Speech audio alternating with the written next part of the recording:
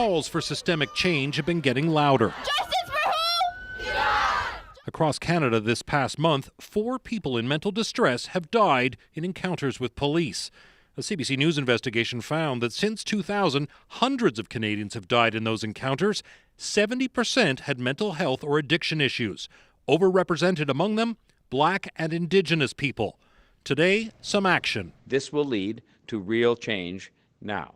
Toronto's mayor tabled a proposal to overhaul the $1.2 billion police budget, to equip officers with body cameras, and to shift money to unarmed medical responders, as well as anti-poverty and anti-racism programs. Now, finally, the world spotlight is on policing, and people do not like what they see.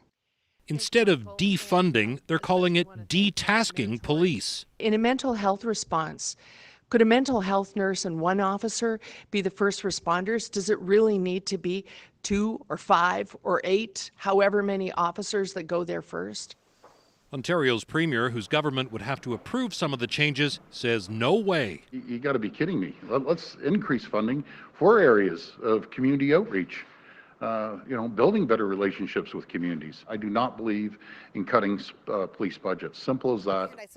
But critics say Tory's plan lacks specifics on where police money will be spent. I mean, what we're seeing is a lot of obfuscating of the truth. We're not seeing a really clear direction of what it is that they're planning on doing, and this is part of a strategy to try to push this off until people forget about it or until it's out of the news cycle. The motion. City Council debates the plan next week alongside another motion by some politicians who want the police budget cut by a firm 10% to ensure, they say, changes actually happen.